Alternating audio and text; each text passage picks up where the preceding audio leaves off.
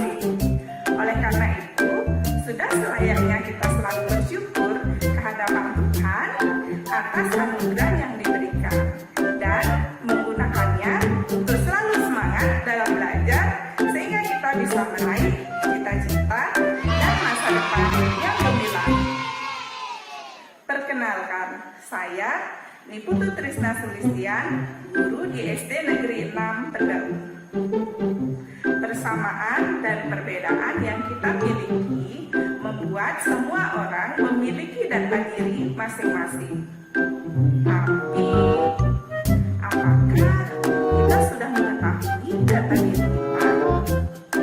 Bagaimana cara mengumpulkan data diri dan data dari lingkungan sekitar kita? Untuk mengetahui jawabannya, jangan kemana-mana. Kita simak tayangan berikut.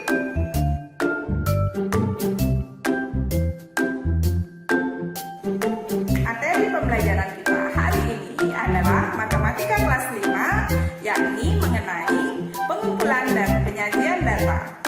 Adapun kompetensi dasar yang ingin kita capai pada pembelajaran kali ini adalah dan tujuan pembelajaran kita adalah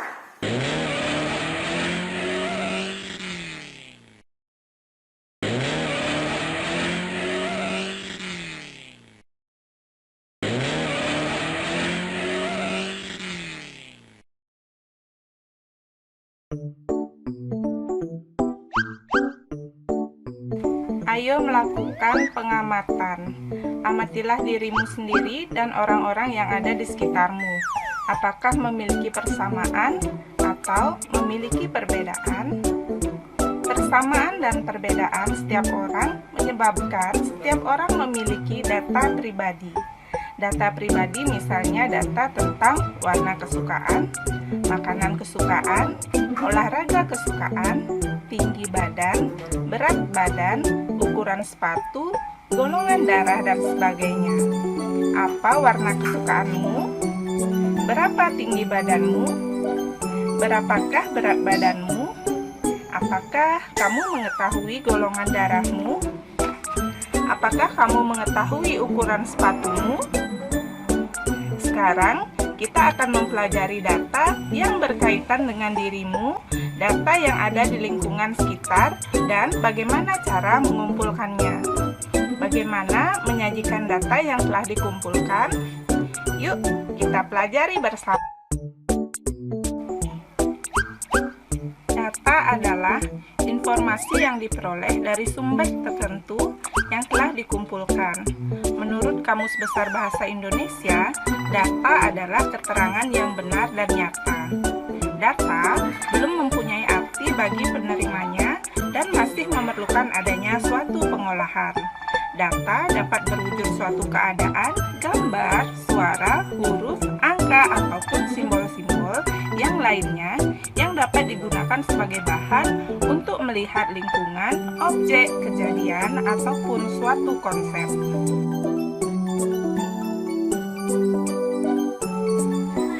Kita dapat mengumpulkan data dari lingkungan sekitar kita. Bagaimana cara untuk mengumpulkan data? Data dapat dikumpulkan dengan cara menghitung. Pengumpulan data dengan menghitung dilakukan dalam pemungutan suara. Contohnya dalam pemilihan ketua kelas. Pengumpulan data dengan cara mengukur dilakukan dengan menggunakan alat ukur. Contoh mengukur berat badan dengan timbangan, mengukur tinggi badan dengan meteran. Selain menghitung dan mengukur, pengumpulan data juga dapat dilakukan dengan bertanya langsung atau yang sering disebut wawancara. Saat melakukan pengumpulan data dengan bertanya langsung, kita perlu menyiapkan pertanyaan terlebih dahulu. Selain itu, kita juga harus mencatat jawaban yang kita peroleh. Pengumpulan data dengan bertanya langsung juga dapat dilakukan dengan mengisi lembar isian atau disebut angket. Pengumpulan data dengan mengisi lembar isian hampir sama dengan wawancara, hanya saja jawabannya dituliskan dalam lembar isian. Pengumpulan data dengan lembar isian atau angket dilakukan dengan menjawab pertanyaan secara tertulis. Sudah berapa cara yang anak-anak ketahui untuk dapat mengumpulkan data? Ada menghitung, mengukur, wawancara, dan angket. Semua itu adalah data yang diperoleh secara langsung atau disebut data primer. Apalagi ya cara yang dapat dilakukan untuk dapat mengumpulkan data? Let's see this one.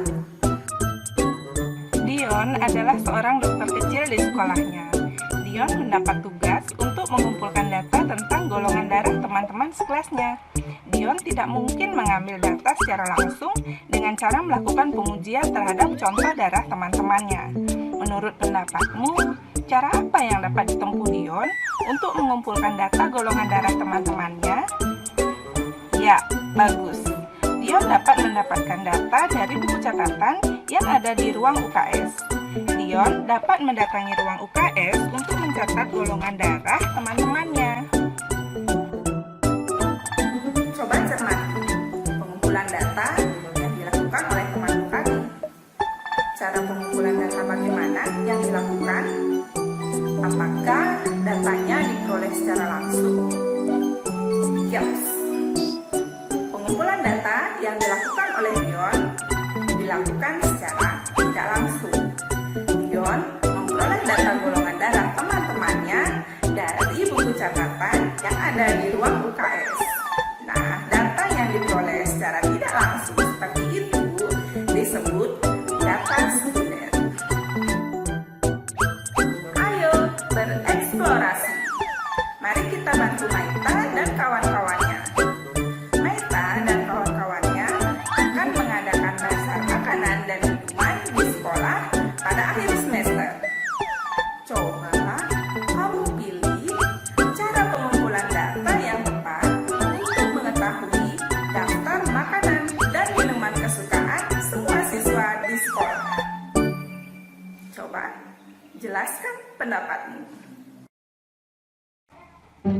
Setelah mengetahui data dan bisa mengumpulkan data, kita akan membaca data yang telah kita kumpulkan tersebut. Membaca data hasil menghitung. Berdasarkan hasil pemungutan suara dalam pemilihan ketua kelas, diperoleh data sebagai berikut. Made memperoleh 4 suara. Rita memperoleh 10 suara. Dan Andi memperoleh 6 suara. Rita memperoleh suara terbanyak yakni 10 suara. Made memperoleh suara paling sedikit yakni 4 suara. Dan diketahui bahwa total pemilih dalam pemilihan ketua kelas tersebut ada 20 orang. Nah, mudah bukan untuk membaca data hasil menghitung? Bagaimanakah kita membaca data hasil mengukur? Berikut adalah data tinggi badan teman-teman yang telah dikumpulkan. Ayo kita baca data berikut bersama-sama. Tinggi badan Made adalah 150 cm. Tinggi badan Dion adalah 148 cm. Tinggi badan Sri adalah 147 cm. Berapakah tinggi badan Rita? Siapakah yang memiliki tinggi badan 152 cm? Selain dengan menghitung dan mengukur, kita juga dapat melakukan pengumpulan data dengan wawancara atau lembar isian. Bagaimana kita membaca data, hasil wawancara atau lembar isian? Mari kita membaca data hasil wawancara berikut. Rani menyukai warna kuning. Kania menyukai warna merah. Dan Satya menyukai warna biru. Berikutnya adalah data hasil lembar isian. Mari kita baca bersama-sama.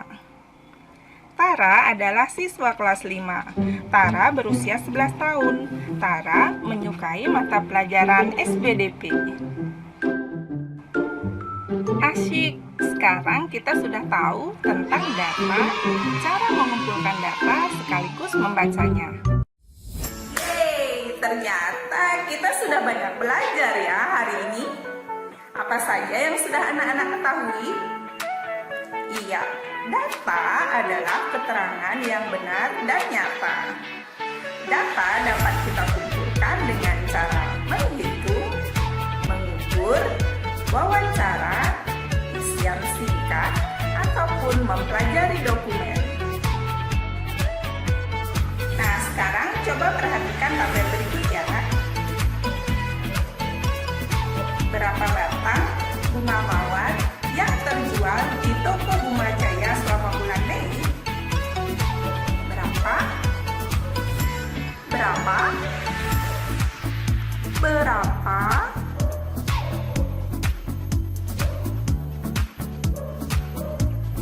Hore!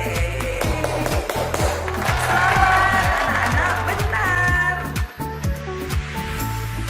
Bagaimana? Seru kan petualangan kita hari ini? Jangan lupa untuk selalu semangat dalam belajar, di mana saja, kapan saja, dan dengan siapa saja. Jangan lupa juga untuk tetap melaksanakan protokol kesehatan 3M. Mencuci tangan dengan menggunakan sabun di air mengalir, memakai masker, serta menjaga jarak aman. Salam semangat untuk Ananda semua. Sampai jumpa.